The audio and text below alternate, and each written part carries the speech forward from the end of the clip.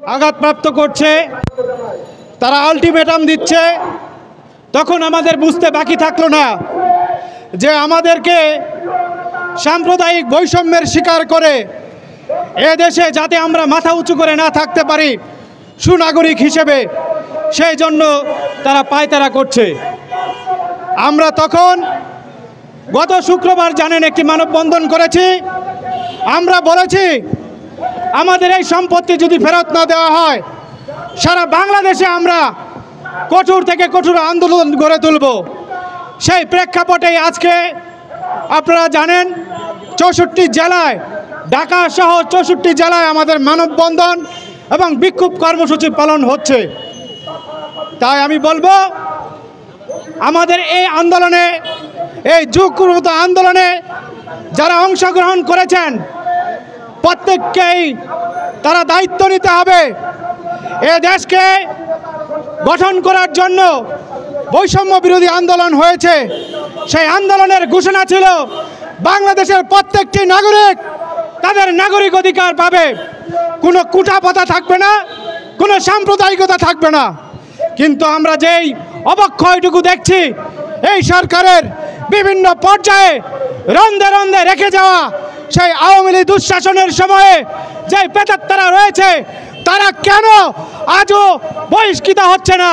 তাদেরকে কেন বহিষ্কার করে একটি বৈষম্যহীন রাষ্ট্রে পরিণত করা হচ্ছে না? তারাই আজকে বিভিন্ন সময় আমার মন্দির, আমার মসজিদ, আমার বিভিন্ন প্রতিষ্ঠানে আঘাত করছে এই সরকারের ভাবমূর্তিকে নষ্ট করার জন্য। এই সরকার যদি না বুঝে তাহলে বুঝতে হবে এই সরকারও সাম্প্রদায়িক সরকার। এই সাম্প্রদায়িক সরকারকে আমরা বহাল করার জন্য এই বৈষম্য বিরোধী আন্দোলন কিন্তু করি নাই।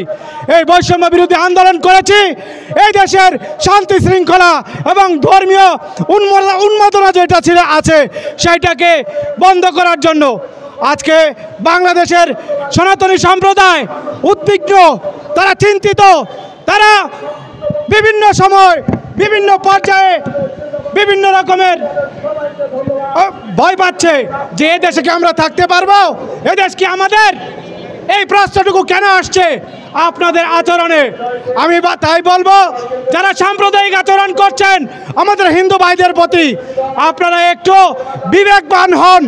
আপনার ধর্ম কিন্তু বলে নাই যে অন্য ধর্মকে আঘাত করে কথা বলার, অন্য ধর্মের মন্দিরকে ভেঙে ফেলার, অন্য ধর্মের মানুষকে এ দেশ থেকে বিতাড়িত করার।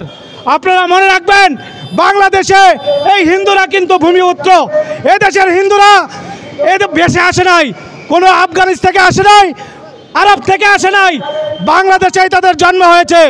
আপনারা জানেন এদেশে প্রায় 3 কোটি হিন্দু রয়েছে একটি দেশে।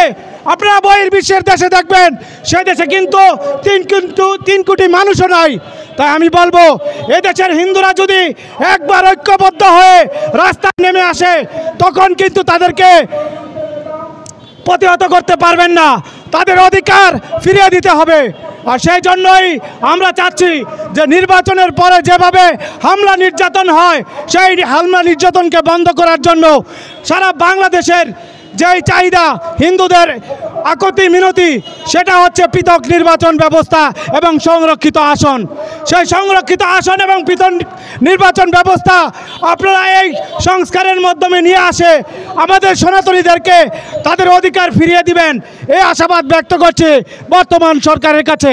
তা আমি বলবো আজকের অনেক সিনিয়র নেতৃবৃন্দ আছেন, তারা তাদের বক্তব্যের মাধ্যমে আমাদের এই কথাগুলো ফুটিয়ে তুলবেন এবং প্রত্যেকে তাদের যেই সারা বাংলাদেশের সনাতনীদের যে চাহিদা সেই চাহিদার কথাগুলো তারা বলবেন।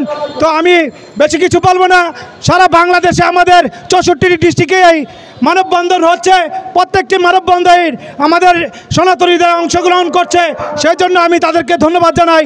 এবং আজকের ইলেকট্রনিক মিডিয়া, প্রিন্ট মিডিয়া ভাইদেরকে বিশেষভাবে অনুরোধ করব আমাদের কথাগুলো আপনারা ফুটিয়ে তুলুন আপনাদের লেখনীতে, আপনাদের বিবেকের মাধ্যমে, তাহলে এদেশে সাম্প্রদায়িক সম্প্রীতি রক্ষা পাবে আর অসাম্প্রদায়িক বাংলাদেশকে আমরা ফুটিয়ে তুলতে পারবো।